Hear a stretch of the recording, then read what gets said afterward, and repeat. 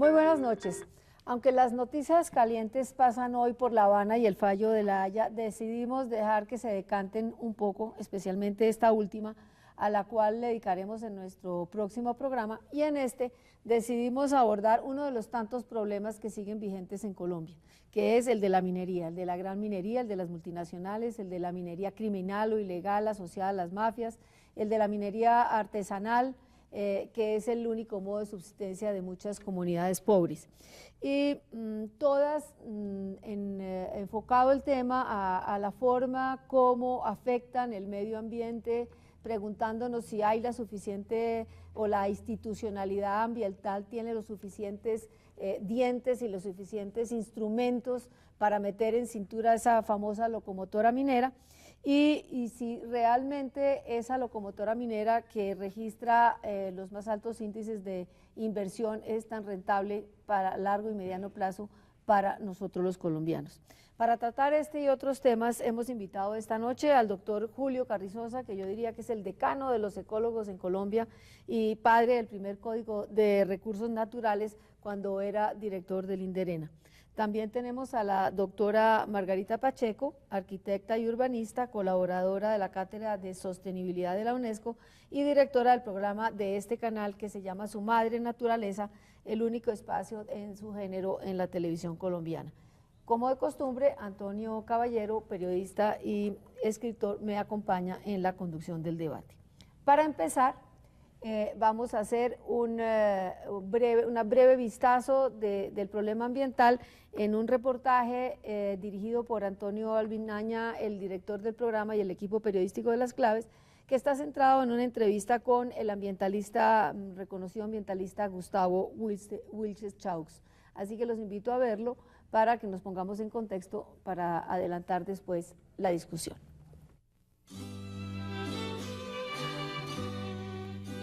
El presidente Juan Manuel Santos abrió su programa de gobierno con las denominadas locomotoras, entre las que la de la minería estaba destinada a ofrecer beneficios inconmensurables al país. A la mitad de su mandato, las cosas están poniéndose en su lugar, debido a la presión social de los economistas críticos y de los científicos ambientalistas.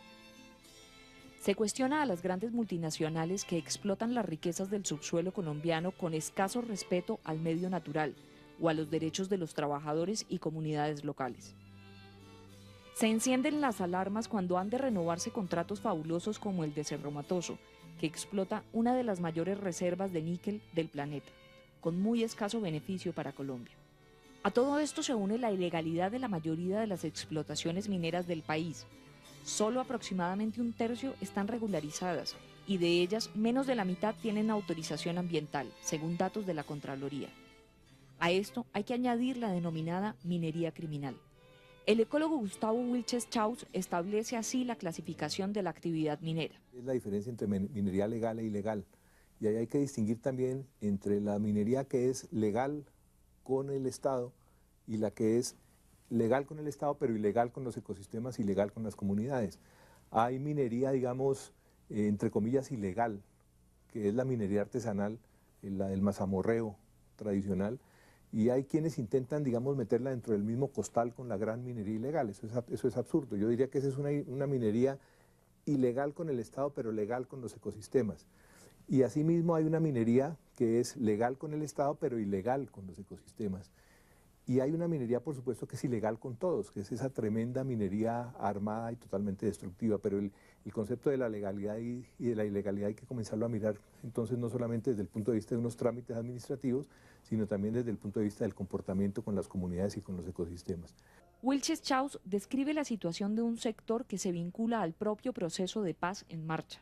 Lamentablemente, la manera como se ha desbocado la minería en el mundo y en Colombia particularmente, pues se está convirtiendo en una amenaza contra esas 4 prioridades. Yo soy uno de los muchos colombianos que confiamos en que los diálogos que va a comenzar ahora el gobierno con la guerrilla tengan éxito, porque realmente pues llevamos mucho más de 50 años en este absurdo de sangre. Pero por supuesto, si las perspectivas mineras siguen como están planteadas, va a ser total y absolutamente imposible que haya paz. Así llegaran a abrazarse honestamente el gobierno y la guerrilla y lograran firmar una paz eterna entre ellos, pues va a ser imposible porque, digámoslo en términos de Sergio Fajardo, que era entrevistado hace unos días en uno de esos programas magníficos que está haciendo Mauricio Gómez sobre minería en CMI, ya 4/5 partes del territorio antioqueño están siendo o han sido tituladas o están siendo solicitadas para minería. Es decir, si de 5 hectáreas 4 se van a convertir en un hueco, pues es imposible totalmente que pueda haber paz. No solamente paz entre seres humanos, sino también paz con los ecosistemas. Y puede que entre seres humanos pactemos la paz, pero si no lo pactamos con los ecosistemas, pues nos van a pasar la cuenta. La minería pues es una actividad necesaria para la especie humana. Dependemos de muchos elementos que, digamos, se extraen a través de la minería, pero resulta que si no se le ponen unos límites muy claros, si no se define cuál es la responsabilidad con el ambiente, la responsabilidad con las comunidades, el hecho de que haya bajo tu suelo algún mineral valioso, o de que haya petróleo, o ahora de que haya agua, pues en lugar de ser una bendición se va a convertir en una desgracia. Y desafortunadamente la historia económica de Colombia, la historia social de Colombia, está demostrando, y estos son datos oficiales, que los departamentos colombianos con mayores necesidades básicas insatisfechas son precisamente los que han tenido históricamente una mayor actividad minera. O sea, si eso no se corrige de manera radical, pues entonces en lugar de ser un factor de desarrollo de calidad de vida va a ser un factor de guerra. El ecólogo Wilches resume así la situación general ligada al cambio climático. Colombia, como parte del mundo, obviamente tiene que comenzar a redefinir las prioridades del desarrollo. Lo que estamos viendo en este momento a raíz del huracán Sandy muestra que el cambio climático es una realidad, aún sin que necesariamente digamos que lo de Sandy es cambio climático, es decir, que sea algo excepcional, puede ser parte de esa condición normal del clima de cambiar de manera permanente, pero son como los trailers de lo que vamos a ver cada vez con mayor frecuencia. ¿Cuál es el futuro racional y justo de una actividad unida a la historia de Colombia desde los tiempos de El Dorado? Bueno, el tema tiene muchos aristas y como decía el doctor Wilches Chaus, son trailers, pero yo decía que es un gran largometraje con partes muy complicadas. Yo quisiera que empezáramos, digamos, situándonos en el aquí y el ahora. El gobierno Santos nos ha encaramado en la locomotora minera, nos vende la idea de que la mayor inversión se está dando en el sector minero energético. Por otro lado, va paralela a eso una desindustrialización y alerta sobre la enfermedad holandesa. Yo quisiera, doctor Julio Carrizosa, que usted es un profundo conocedor y analista del tema, que nos haga como una radiografía de cómo ve la situación de la minería en Colombia, los peligros que entraña, si hay algo rescatable o si es el momento como de hacer un paro y decir organicémonos. Yo creo que el gobierno está metido en un problema gravísimo al darle el título de locomotora a una actividad que es insostenible. Y ese es un punto importante porque el discurso del desarrollo sostenible es común en Colombia hasta tal punto de que todo el mundo habla de ellos, inclusive los empresarios hablan de que su negocio tiene que ser sostenible. Y hablar de una minería sostenible es hablar de una imposibilidad porque las minas se acaban. Se supone que el desarrollo es sostenible cuando continúas en el tiempo a perpetuidad, pero las minas se acaban. Entonces, la única solución a eso, que es lo que han dado los teóricos del desarrollo sostenible, es que todos los productos de la minería se usen para poder reemplazar los beneficios de esa minería en el momento en que ésta se acaba. O sea, por ejemplo, en la minería del carbón se supondría que todos los beneficios de la minería del carbón, inclusive los beneficios privados, se deberían dedicar a desarrollar fuentes de energía que fueran sostenibles, por ejemplo, la energía solar. Y eso, naturalmente, no se ha hecho en Colombia. Entonces, ¿cómo va a resolver el gobierno ese problema? Yo no lo veo posible. Solo no posible, sino que uno no lo ve como pensando inclusive en un desarrollo estratégico, es decir, hacemos aquí esto ahora, para allá mañana tal cosa, sino como una cosa un poco caótica y desordenada. Exacto, por ejemplo, la nueva ley de regalías establece una distribución de regalías de acuerdo a unas variables que no tienen en cuenta la posibilidad de sostenibilidad de los territorios. Entonces le da por ejemplo, regalías a municipios que tienen altas necesidades básicas. Y probablemente tienen altas necesidades básicas porque esos municipios no son sostenibles. Entonces se trata de hacer sostenibles unos territorios en donde la misma realidad, la misma historia ha demostrado que no pueden crecer económicamente. Y en el fondo, naturalmente, está todo el mito del crecimiento económico como algo que siempre es bueno. Y eso es Sí, pero es que esa es justamente la posición de este gobierno por ser un gobierno neoliberal. El crecimiento económico siempre es bueno, per se. Pero evidentemente habría que hacerle cambiar de alma, no solo al presidente Santos, sino a toda la clase dominante colombiana. Sí, a una gran cantidad de personas, porque eso es un mito muy arriesgado y en todo el mundo. Decir que el crecimiento económico no siempre es bueno, pues es un escándalo. La gente se escandaliza y inmediatamente empieza a decir, pues ese tipo está como medio loco, ¿no? Pero de golpe sería bueno crecer menos y más bien crecer más sostenidamente y más... Pero es que acaso eso es posible en este modelo, ¿no? En este modelo y teniendo en cuenta el crecimiento de la población. Sin crecimiento económico no hay sostenimiento posible de la población, del crecimiento de la población también. Pues, ¿cómo ve usted una salida de ese...? Pues es que depende, por ejemplo, del problema de la alimentación. La FAO siempre ha dicho que no es que exista un déficit de producción de alimentos, sino que hay un problema de distribución de alimentos. Y eso sucede en muchísimas cosas. En realidad lo que está sucediendo es un problema de equidad en todo el planeta. Pero ¿cómo convencer de eso a varias generaciones que han sido educadas en otra idea? Pero doctor Carrizosa, como concretándonos en el tema de la minería en Colombia, hay algo, es decir, ¿dónde ve usted los puntos más críticos? ¿O es una mirada pesimista sobre todo? Pues Manuel Rodríguez lo ha dicho claramente, dice, el problema de la minería en Colombia es que es muy diferente el ambiente al ambiente en que se desarrolla en el Perú y en Chile y en Sudáfrica. ¿Y por qué? Porque hay diferencias ecológicas profundas. O sea, el 70% de nuestra población vive en las montañas húmedas y cálidas, y entre esas montañas. Y ahí es donde se pretende hacer minería. Mientras que la minería rentable, como la del Perú y la del Chile, se ha desarrollado en desiertos. En desiertos. Margarita. Bueno, Julio, yo primero que todo me encanta que estemos aquí intercambiando, trayendo a su madre naturaleza también a las claves y que sea un tema transversal. Esta es la franja de análisis de Canal Capital y aquí estamos precisamente colaborándonos entre programas. Me parece que la reflexión la podríamos tomar desde otro punto de vista. ¿Por qué no mirar qué está pasando con los tantos pueblos que están cercanos a las explotaciones mineras, a las canteras, a los sitios de explotación de petróleo? Estoy pensando en una geografía, en un mapa nacional de pueblos. A ver, ¿qué tanto se han mejorado esos pueblos? ¿En qué condiciones está la población? Si tienen agua, si tienen luz, si tienen teléfonos, si tienen celulares.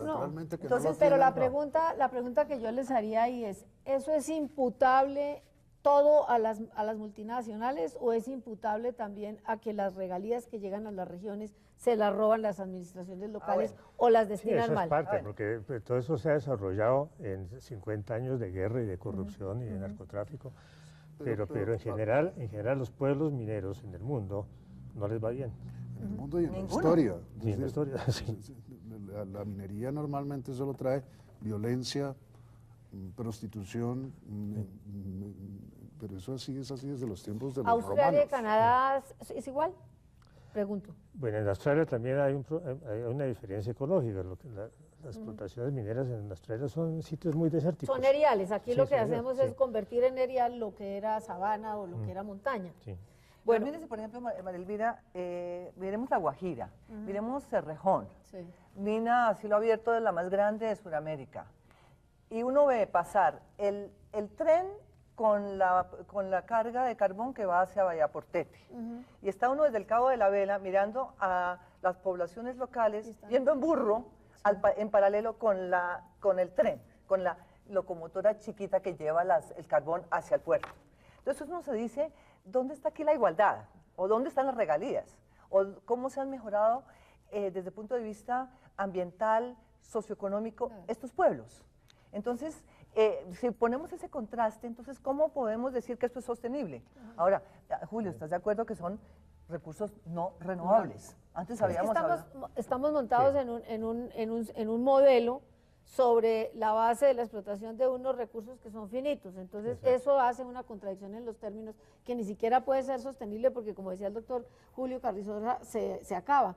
Pero eso nos lleva me parece que hay un gran tema que está sobre el tapete, que es lo de la Amazonia. El presidente dice en la cumbre de Río que va a dedicar 17 millones de hectáreas a la actividad minera, pero un poco después su ministro, el anterior ministro, el doctor Frank Perl, declara una moratoria sobre la base del principio de precaución, ordena suspender temporalmente la actividad minera en áreas que pertenecen a esa reserva forestal, y la Agencia Nacional Minera dice que no se va a permitir la explotación hasta tanto no se conozca qué hay ahí, que no se haga un censo, que no se conozcan las comunidades. ¿Es posible que lleguemos a hacer minería con algún grado de control y acabar con ese pulmón? Pero si no lo hemos controlado hasta ahora, no hay sistemas realmente de veeduría ciudadana, o el mismo Ministerio de Ambiente, si vemos cómo está funcionando el Ministerio en sus distintos niveles territoriales, ¿qué capacidad tiene la ciudadanía para hacer, ciudadanía local además, para hacer veeduría sobre, por ejemplo, temas de salud pública? ¿Qué está pasando, por ejemplo, en las minas? Pero es que, perdona, pero me parece que saltar a la veeduría local en regiones en Amazonas es complicado. Donde no ha llegado, los resguardos tienen también una capacidad, es una autoridad ambiental. Pero el problema está en la incapacidad del Estado en todos los aspectos y a todos los niveles. Si el Estado es incapaz de llevar la paz a las regiones, ¿cómo va a llevar además la veeduría ciudadana? No, pero hay organizaciones sociales suficientemente fuertes que podrían, el Estado además... La minería en la Amazonia ya lleva unos 35 años, en esa parte. En minería ilegal. Sí, completamente ilegal. Ilegal y criminal, es decir, informal, más hay mafias ahí metidas o no sabemos son bien. Son unos grupos muy irregulares, ¿no? Grupos que a veces benefician a los indígenas, a veces tienen alianzas con las FARC, a veces tienen alianzas con gente del Brasil. Entonces son unos grupos muy irregulares, muy pequeños, que han ido en toda esa parte de la Amazonia, han ido del oro al coltán. Pasando por la deforestación. Todo ha quedado deforestado naturalmente. Afortunadamente, pues la rehabilitación natural en la Amazonia es bastante buena. Pero es una locura decir, en lugar tienes razón, en realidad eso es parte de la inhabilidad de controlar el territorio. El territorio colombiano no es controlable en este momento, ¿no? Quién sabe si alguna vez será controlable, pero en este momento menos que nunca. Mientras haya guerra, mientras haya narcotráfico, pues tratar de controlar la minería en el extremo del territorio colombiano es bastante La ingenuo. mirada optimista de Margarita sobre que sí hay entidades y sí hay organizaciones que pueden, digamos, actuar activamente en defensa de la Amazonía. ¿Usted tiene esa mirada? Pues algo de eso puede haber. En realidad algunos grupos indígenas se han opuesto. En Brasil lo han hecho. Y eso puede que dificulte la acción. De pronto, si hay conversación, si hacemos la paz con las FARC, de pronto las FARC pueden ayudar a evitar la minería de la Amazonia. Además, porque conocen bien la naturaleza, han estado metidos en distintos ecosistemas, por lo tanto serían estupendos guardabosques. Guardabosques, por lo menos. Sí, una generación de empleo que permita utilizar su experiencia, ¿no? Sí, son grandes expertos en la El futuro del Amazonas estaría en el pago que otros países le pudieran hacer por servicios ambientales. Es decir, hay posibilidades de que transformemos eso y pensemos más bien en el Amazonas como productor de oxígeno y servicios ambientales que nos pudieran pagar por eso en lugar de entrar con la maquinaria, pregunto. Sí, eso se está haciendo, pero va muy lentamente y está metida muy poca plata en eso. Pero Julio, también fíjese desde la época del Tratado de Cooperación Amazónica, después con los países andinos. ¿Qué ha pasado con esa institucionalidad que se ha ocupado precisamente de ponernos de acuerdo con los otros países de la cuenca? Ahorita está en Doha la COP18, lo que llaman la conferencia de las partes, que es la cumbre de Naciones Unidas para el Cambio Climático, y están reunidos precisamente los países de la cuenca amazónica. Nosotros, y yo sí quisiera saber qué está haciendo la Cancillería colombiana en ese sentido, porque así como hay otros temas que son un poco secretos, que no sabemos, sería muy bueno saber cuál es la posición del país frente a estos temas, aprovechando una tribuna como la de Doha, en Qatar. Yo preguntaría, y sería muy interesante que pudiéramos después tener aquí a la delegación de Colombia que está en Doha, que nos cuente cómo está defendiendo este tema, por ejemplo. Es que me parece que nos está faltando aquí una voz, que es la voz del gobierno, justamente. Sí. Bueno, dejamos constancia que invitamos a la doctora Ángela Cadena, que es la directora de la Unidad de Planeación Minero-Energética, y la tienen atrapada en una reunión en la Casa de Nariño. Estamos dando un tiempito a ver si llega, pero sí habíamos invitado a la voz oficial, porque realmente no parece claro, es decir, o parece claro que estamos en la locomotora. La pregunta es, ¿hay una institucionalidad ambiental suficientemente sólida, con dientes y con mecanismos para encarrilar bien, si se puede decir que se puede encarrilar bien una locomotora minera? Pues mira, lo que pasa es que la institucionalidad ambiental está también afectada por los problemas generales del país.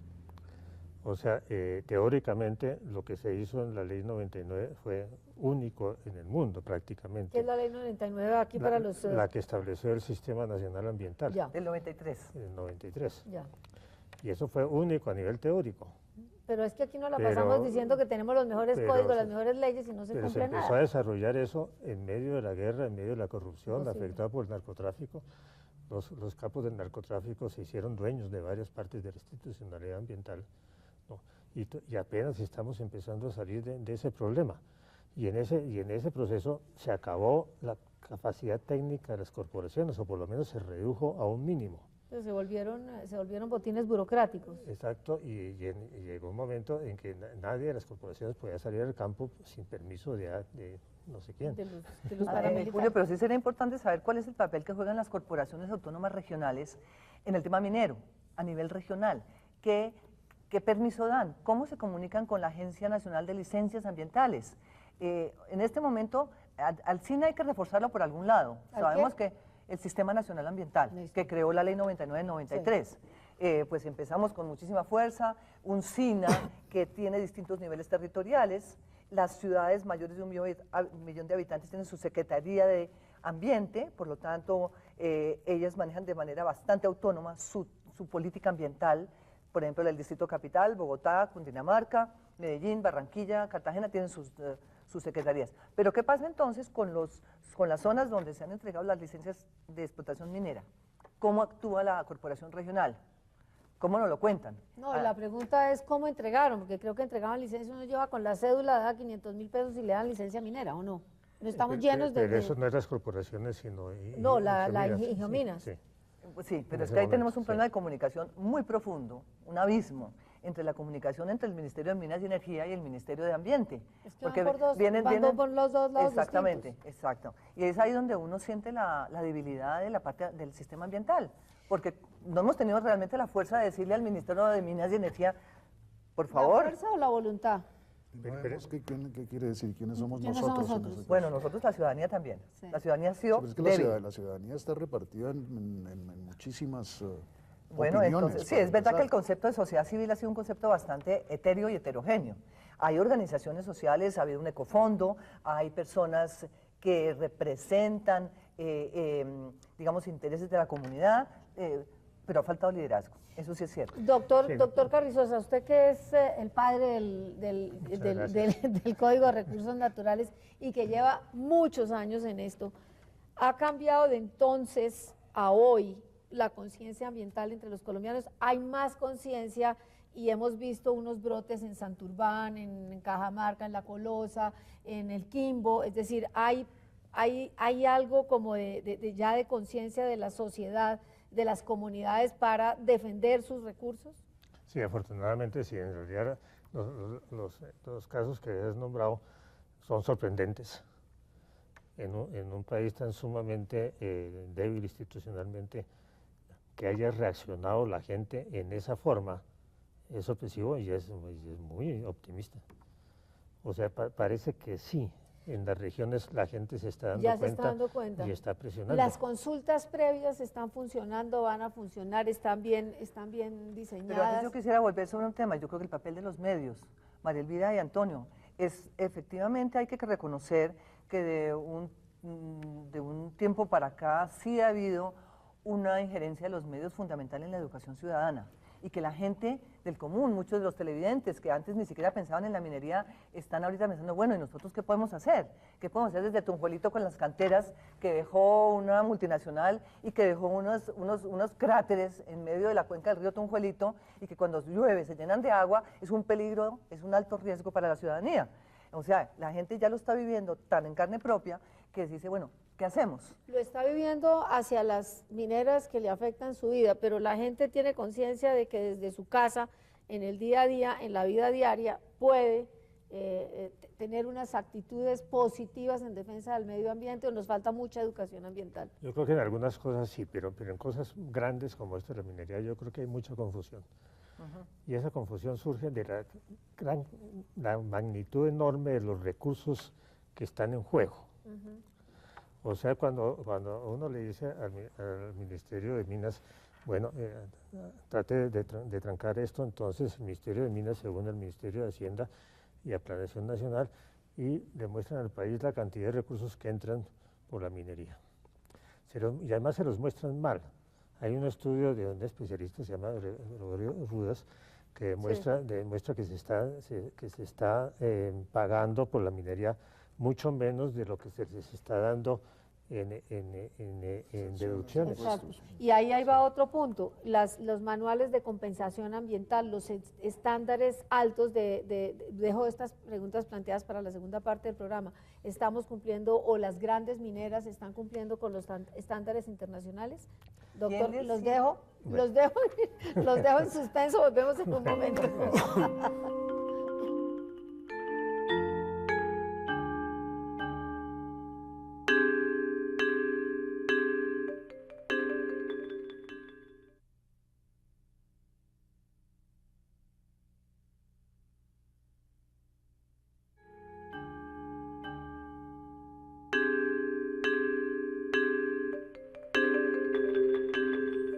Bueno, dejábamos planteado aquí las empresas, las multinacionales nos invaden de publicidad diciendo que pues ellos están donde van, se crea el paraíso.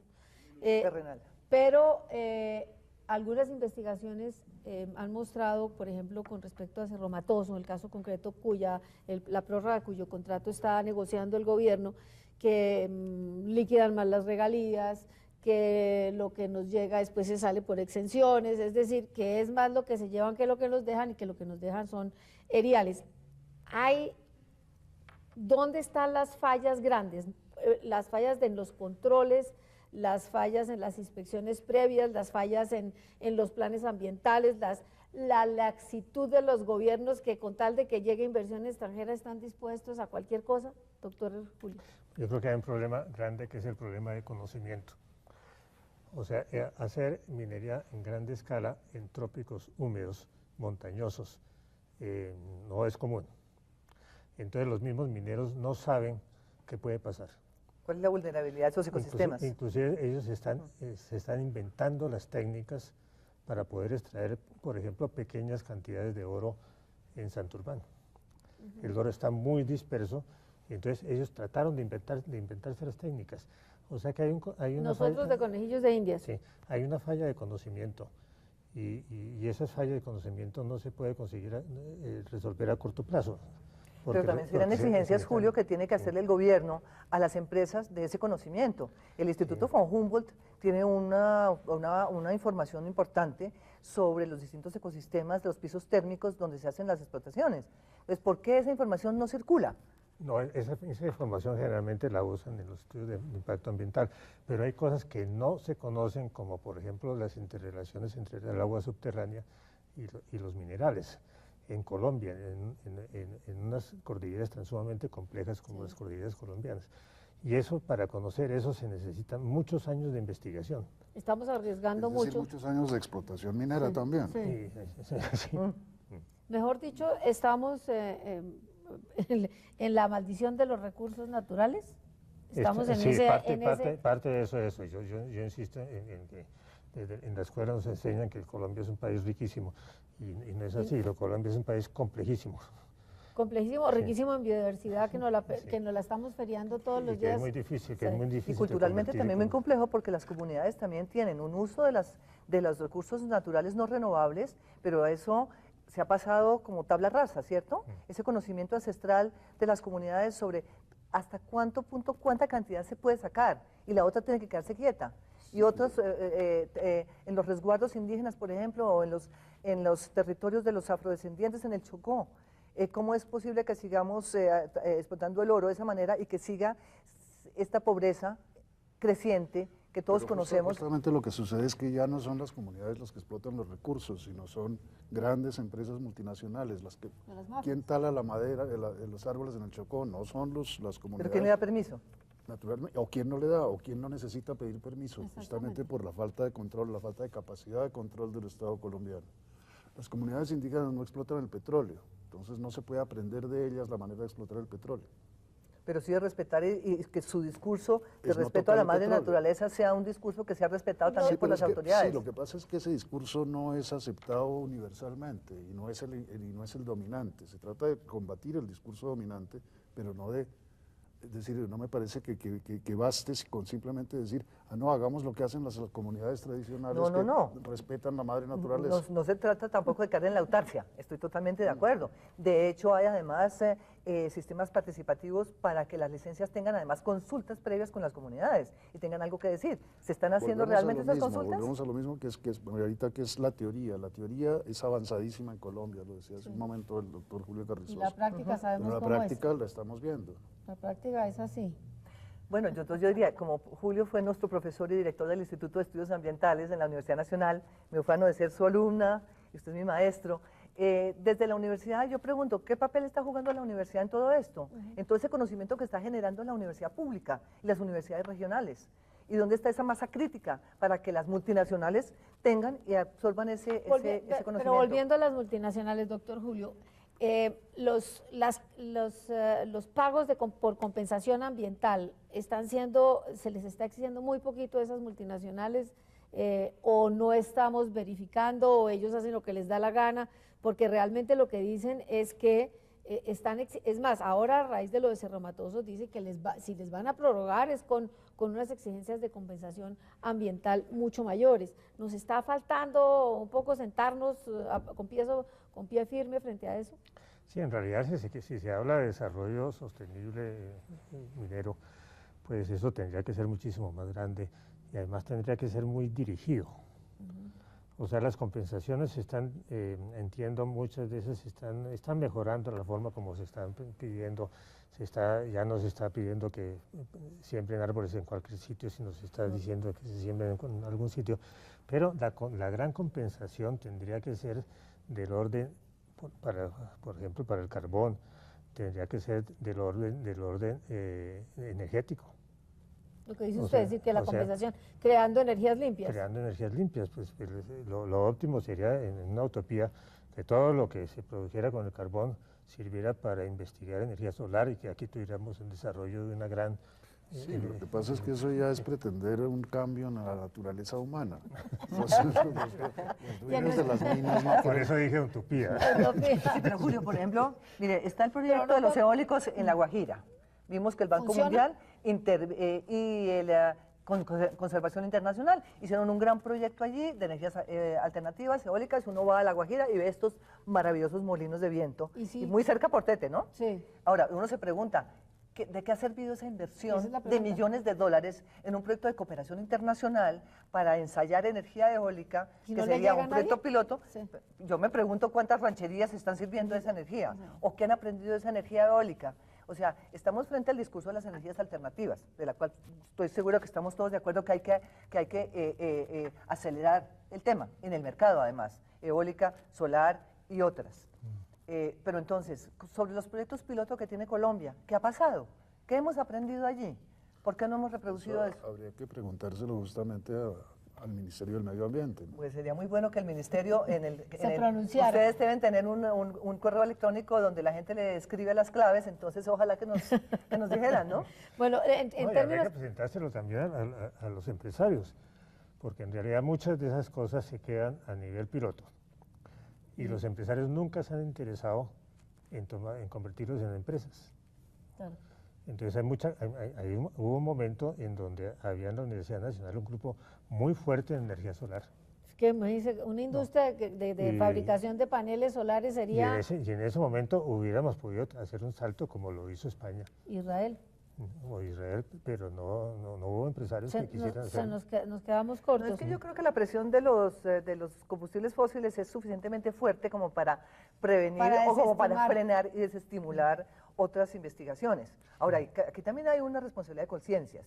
Y ahí tenemos un gran amigo que está en Conciencias, al que tenemos que decirle, bueno, ¿y dónde están entonces las investigaciones de la universidad pública, de los doctorantes que están por fuera, que están investigando en energías alternativas? Vénganse para Colombia, por favor, para poder poner en el mercado todas estas posibilidades. Entonces, creo yo, en ese sentido positivo en el cual yo vería que este debate sobre la minería, pues que es crítico, y ahí yo vengo sobre el informe de la Contralora Morelli, que me parece que es contundente, y eso es un informe que lo deberían estudiar además en las escuelas y en las universidades, porque Hay que subrayar que es la primera vez que la Contraloría empieza a servir para algo. Por favor, temas. de una manera tan honesta y tan interesante, valiente.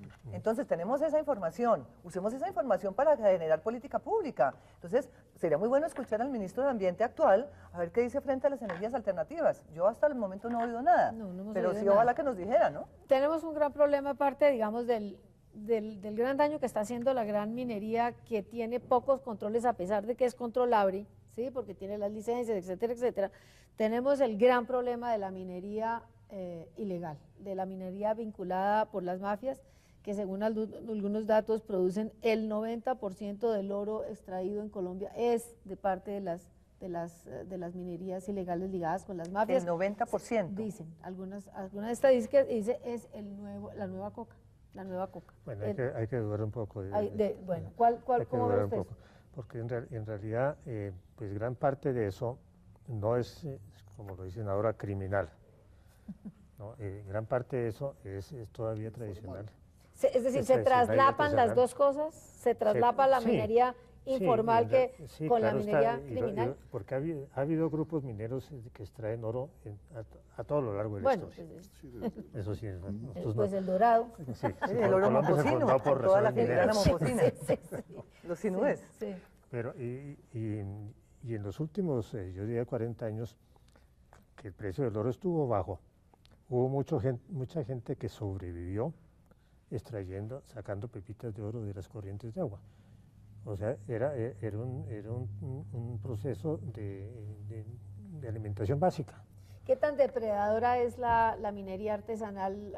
Pensando usted lo que hablaba de los saberes ancestrales y no sé qué, realmente es si no utilizan Muy seguros, poco, pero muy vieron la poco. película Además Chocó? hay unos grupos. En la película Chocó está muy sí, claramente claro. ilustrado cómo se hace hoy en día y el trabajo de las mujeres, porque uno ve ahí Karen, la actriz que actúa en la película Chocó, que es una persona que mostró muy claramente lo duro que les toca a estas mujeres chocoanas con esta batea, dándole y además con los niños al lado, con los bebés al lado y las niñitas cuidando al otro niñito colgado en la espalda. Uno es como en África, es que Chocó es África, no nos digamos Hay un mentiras. programa que se llama El Oro Verde, Sí. que es muy bueno, que es excelente. Es un ejemplo a nivel mundial. Es de las una cosas que se pueden experiencia hacer piloto en Putumayo. en Putumayo y en el Chocó también. Hay dos Antonio grupos. nos mencionaba antes Ahora que hablamos del oro verde. hablemos de recuerdo, esmeraldas, o sea, precisamente. Se usaba esa expresión para hablar de las esmeraldas. Sí, claro. Digamos, en las esmeraldas sí conocemos en Colombia tanto la parte artesanal como la parte violenta, y están íntimamente mezcladas.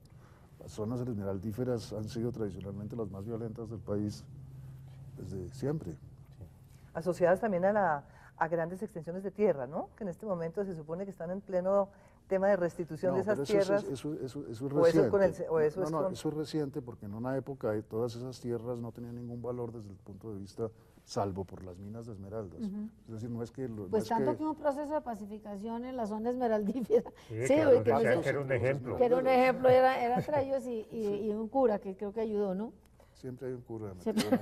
Pero Antonio, usted está planteando entonces el tema del consumo de lo que es la joyería, de lo que son las piedras. No, yo estoy planteando y el tema de oro. No es la asociación de violencia con explotación. Sí, pero tiene que ver con el consumo, porque mientras haya quien compre, pues Naturalmente, pero pero como no. la minería lo que pasa es que tiene que intervenir muchísima gente. sí. Claro. Y el único control que tienen sobre esa cantidad de gente que empieza a rebuscarse es la violencia. Entonces, por eso es que han surgido esos grandes capos de la esmeralda, que fueron, en cierta forma, los precursores de otros grandes capos. De otros grandes capos. Y que Es más, todavía, asociados a veces con ellos. tienen, algunos de ellos tienen grandes poderes y que siempre, inclusive en algún momento el Estado llegó a un acuerdo con ellos, un acuerdo tal vez no escrito en el papel, pero que permitió que ellos y todavía alguno de ellos se convierta en un tipo muy, muy poderoso.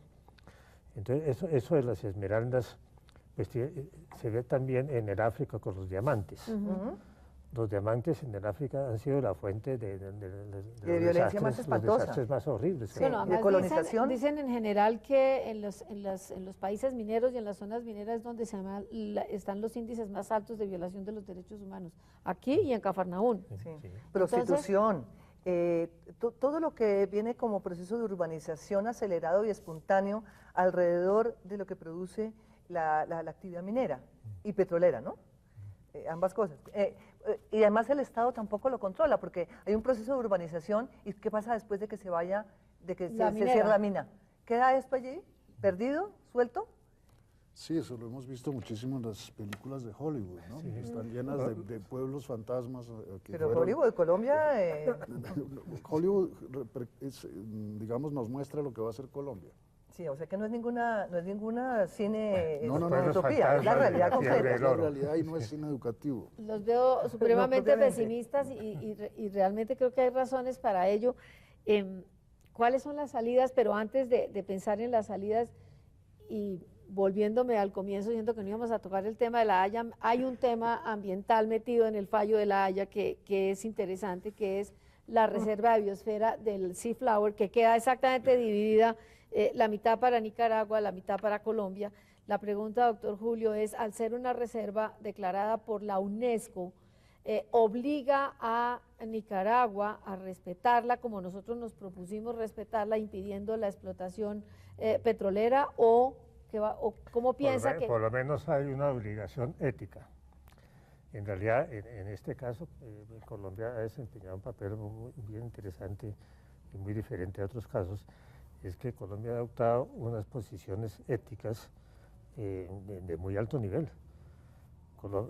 Inclusive este gobierno decidió en algún momento, debido a la presión de mucha gente, no sacar petróleo en esa zona. Por presión de la comunidad. Sí, respetar los arrecifes. O sea, esas posiciones éticas yo creo que representan un capital que hay que hacer crecer. Que hay que hacer valer. Pero a mí sí me preocupa mucho, Julio, perdón, es la debilidad del sistema de Naciones Unidas, que puede ser reserva de biosfera de la UNESCO, pero sabemos cuán complejo y cuán frágil es también el sistema para proteger estos límites. Obviamente que eso es compartido entre Colombia y Nicaragua, la reserva. Pero ¿qué capacidad tiene Naciones Unidas precisamente para decir, hagamos una agenda conjunta de trabajo y de protección? Eso es puramente moral y ético. O sea, Naciones Unidas y explícitamente la UNESCO tiene que plantearle al gobierno de Nicaragua, bueno, ¿usted qué posición tiene sobre esto? Y el gobierno de Nicaragua tiene que tomar una posición. Sí, pero es decir, no es vinculante una decisión de la UNESCO. No, las cosas se pueden saltar con mucha facilidad. Las petroleras internacionales pueden perfectamente, como lo han hecho en el Golfo de México entero, ¿no? Sí. Por supuesto. Claro que sí. No tiene nada vinculante, es de buena voluntad. El movimiento ambiental internacional tendría un papel muy importante. Ahí sí, un movimiento ambiental internacional y regional fuerte, con un programa de Naciones Unidas para medio ambiente que está en Panamá y que la dirija además una amiga y colega colombiana, que se haga, que con fuerza haya una posición del ambientalismo, eso sí. Pero pongámosle las pilas a Naciones Unidas. Ahí pueden salir algunas soluciones. Sí, de ¿Qué acuerdo. tan fuerte es el ambientalismo en Colombia en términos de organización o son esfuerzos dispersos que se pierden y podrían encauzarse mal de tal manera que se convirtiera de verdad casi que como un gremio de presión frente a las decisiones del gobierno para tratar de poner en cintura, es decir, de mirar hacia dónde vamos, de ponerle freno a todo Desafortunadamente nosotros, yo no sé, Julio, qué opinas, hemos tenido un movimiento ambiental muy fragmentado.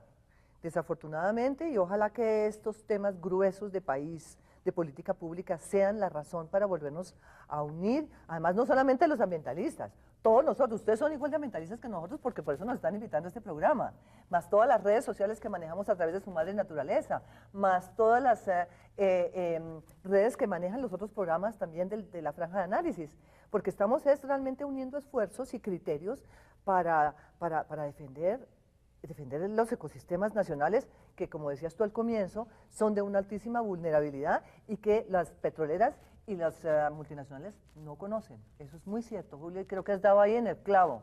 ¿Cómo hacemos para que el conocimiento de la geografía nacional se conozca a fondo para poder hacer la minería? El problema es que ni siquiera tenemos catastro minero, ¿no? Pues hay un catastro minero que se elaboró en el anterior gobierno, que ahora están tratando de desentrañarlo, de qué significa, de cómo se construyó. Y cómo Porque hay quienes dicen que saben más de lo que tenemos los que vienen a explotarnos que nosotros los que estamos parados encima de nuestros recursos. Eso se ha dicho desde hace mucho tiempo, ¿no? Porque existen mapas mineros de todo el mundo hechos por los satélites artificiales que nosotros no tenemos. No tenemos ni siquiera órbita geoestacionaria. Pero la empresa privada sí lo tiene. Yo estuve en Medellín no hace mucho que estaba la Feria Internacional Minera en Medellín, al frente del Centro de Convenciones Plaza Mayor. De un lado estaba el Congreso Internacional de Paisajistas y al frente estaban todos los mineros, la pesada de la minería.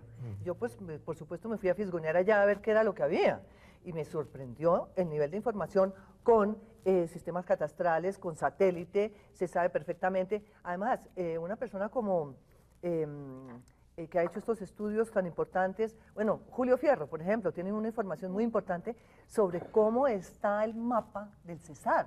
Lo hemos visto, lástima que aquí no tengamos el mapa para mostrárselo a la teleaudiencia, pero es que es bastante grosero ver cómo está partido el Ponqué en pedacitos y que todo eso está esperando licencia. Y además todas las empresas asociadas a la minería, desde cantimploras, carpas, todo tipo de servicios conexos a lo que es la explotación minera. Yo me quedé, digamos, no decir aterrada, pero... nos han dicho que la minería no genera gran empleo, pero según lo que usted está diciendo, genera un jurgo de empleo. Pero por favor, hay cualquier cantidad de servicios de consultoría, estudios previos, estudios durante, estudios después. Son empleos de muy pocas personas. Sí. Pero y todo lo que son provisión de servicios para los campamentos, transporte para los, mire, hasta los taladros. Había propaganda de taladros noruegos para poder perforar no sé qué, una serie de instrumentos que uno ni siquiera conoce porque no está en el medio. Pero digamos, sí hay. ¿Sí vamos desbocados en la locomotora minera rumbo al abismo o hay posibilidades, viabilidad, por ejemplo, de hacer algo como hizo Costa Rica, que fue declarar la moratoria de la explotación del oro a cielo abierto? Angela Merkel en Alemania prohibió por la puerta de atrás el uso del cianuro. En fin, ¿hay algunos recursos que pudieran para ponerle un poco de freno a esto? ¿O estamos desbocados sin remedio? Es que hay unos motores muy fuertes por fuera del país. Por ejemplo, pues la cuestión del oro, que es un aumento completamente inusitado en el precio del oro, pues nunca en la historia de la humanidad el oro había costado tanto. Tiene que ver, es con nada menos que con la crisis del 2008. Entonces la crisis del 2008 desvalorizó las principales monedas y entonces la gente empezó a comprar oro. Y por otro lado me dicen que tiene que ver con el aumento de la riqueza en la India, o mejor dicho, la disminución de la pobreza en la India, porque al disminuir la pobreza en la India, la gente pobre empezó a comprar oro para joyas. Y entonces esas cosas pues son muy difíciles de controlar en Colombia, pero de pronto alguien decide que hay que controlarlas. yo espero que en algún momento alguien decida empezar a vender ¿Qué es lo que reservas de oro. La decisión política o la capacidad práctica de la hacer capacidad eso. técnica. Sí. No, también la parte política. Bueno, sí. El pues oro, claro, ¿cómo se Porque podría mira ahorita bajar con lo de el la oro? bolsa, por ejemplo, mira, ahorita la bolsa y que el que invierte en bolsa está como dudoso, pues obviamente Les va y invierte compra en oro. lingote. Claro, y si comes su lingote y lo tiene en la casa y eso no, eso Sí. es más fácil que tenerlo a un Pero interés alto. si en algún momento Estados Unidos decide empezar a vender reservas de oro, Quedamos fregados. no, el precio no se baja. Por eso, fregados, por eso. No, pero- Bueno, nos conviene, nos conviene. Qué lástima que no tengamos reservas de esmeraldas, por ejemplo. Que el Estado tenga unos canastas de esmeralda para que eso sea parte del Pero ahorro nacional. Justamente durante muchísimo tiempo, muchos años, yo creo que más de un siglo, las esmeraldas se suponía que eran un monopolio del Banco de la República. Sí. ¿Así? Hasta hace, Y de la Unión Soviética, había esmeraldas en la Unión Soviética también. sí, las había aquí, las había en la Unión Soviética, pero las controlaba el Banco de la República. El Banco de la República empezó a cederlo a la empresa privada de General Criminal. Y en una época esas regiones, las Muso, Coscuez, las controlaba el ejército directamente. Antes, porque eran realmente las regiones más violentas del país y por eso mismo, pero al expandirse las áreas de violencia en el país, pues Muso y Coscuez pasaron a ser de interés secundario. O sea que solamente el Banco de la República tiene su oro ahí bien guardado y las esmeraldas, sector privado. Pues pasó a manos de los veíamos en los esmeralderos en la avenida Jiménez. Sí, cuando- eso ahí se pasaban las pepitas verdes. Bueno, digamos que es inevitable que ya nos podemos echar para atrás de la minería, lo que podemos es tratar de que esto esté encarrilado. ¿Qué soluciones pondrían ustedes? Porque pues cerrar el país a la minería pues no es viable. No se trata de cerrarlo. Por eso, entonces, Sino de hacerlo bien. por eso, de hacerlo entonces, razonablemente ¿por bien. dónde deberíamos empezar? Yo creo que hay que gastar muchísimo dinero en el contexto científico y técnico, pero muchísimo dinero. Yo diría que el gobierno tendría que dedicar una parte muy importante del presupuesto a mejorar el conocimiento científico y técnico de la extracción del oro, de la extracción de carbón, de qué pasa con el agua subterránea. De tal manera que ese conocimiento sirviera para conceder o no licencias y para supervisar en el caso de que fueran concedidas. Exacto, y tener unos especialistas en hidrogeología del mayor nivel posible que estén vigilando qué sucede y de establecer unas zonas muy pequeñas, muy específicas en donde sí se puede hacer minería. De tal manera que sea más controlable. Que sea más Bueno, controlable. yo creo que también hay un tema de salud pública muy importante que forma parte también de ese paquete tecnológico y de investigación, porque a mí sí me sigue preocupando todo lo que tiene que ver con contaminación de aguas, con lo que está en curso, con las explotaciones que están en curso y los efectos que está produciendo sobre la salud humana y animal y sobre los ecosistemas. Yo creo que ahí no se ha hecho una evaluación seria de cuáles son esos impactos. Y yo diría que habría que ir a escoger una serie de poblaciones en los distintos ecosistemas regionales y mirar realmente cómo está la gente. No, el resultado es tremendo. La Universidad de Antioquia hace unos 10 años hizo un análisis de lo que estaba pasando en el Bajo Cauca y lo que está pasando con el oro, cuando la gente empieza a comer pescado que está Contaminado con cianuro. de mercurio. De mercurio, perdón. De mercurio y de cianuro también. ¿También? Pues es atroz. Todo porque el mercurio atroz, afecta al y sistema eso nervioso. En algún momento Entre los comiendo periódicos arepas hicieron con un maíz escándalo. transgénico y pescado contaminado con cianuro, ¿a dónde va la dieta del campesino? Sí. Pero, ¿qué está haciendo el Ministerio de Agricultura en ese campo? ¿Qué está haciendo el Ministerio de No es Educación que con el en aumento ese del campo? precio del oro todo el mundo se olvidó del asunto. No. Porque la gente se supone empezó que... No, porque es que la codicia es más poderosa que la sensatez. que la Sí. sensatez. Sí. Bueno, entonces sería este programa es como un llamado a la No, no, no, sensatez esto- a nuestros, sí, a sí, nuestros porque es como- ministros. Yo tratando de ver por dónde le sacamos algún... porque No, otra cosa es el carbón. Mira, A ver, el carbón. tenemos contaminada la vida de ¿Tú te Cartagena, acuerdas de cuando Santa Marta? el momento en que Cerrejón era mal negocio? Y por eso, por eso se le vende a la Billington, sí. El Estado vendió sus Sí. acciones en Cerrejón. Y ahora se quieren ampliar. Y entonces, ¿por qué es buen negocio ahora? Pues por el crecimiento económico de la China. Entonces, el crecimiento económico de la China fue que aumentó el precio del carbón en todo el mundo y eso parece que en este momento está empezando a modificarse. porque los chinos se están volviendo potencia en energía solar. Pero qué maravilla, porque por ejemplo el resultado fue que ya no van a correr el río Ranchería 26 kilómetros porque se bajó el precio, entonces ya no les alcanza. ¿Se bajó el precio? Yo diría que eso más bien fue por presión de todo lo que... bueno, me encanta que usted lo diga, María Elvira. No, yo sí señora. estoy convencida de que eso bueno. no es solo por el precio, sino por la presión. Muy Bueno, de bien. todas maneras, les agradezco que nos hayan acompañado. Espero que haya sido útil, como fue un poco, ¿cómo se diga?, saltado de aquí y allá, pero creo que tocamos varios temas que ilustran a la audiencia sobre un tema que es tan sensible para los colombianos. Muchas gracias por habernos acompañado. Los esperamos el próximo martes en otro programa y queremos agradecerle que nos haya acogido en este programa el Teatro del Parque Nacional. Muchas gracias.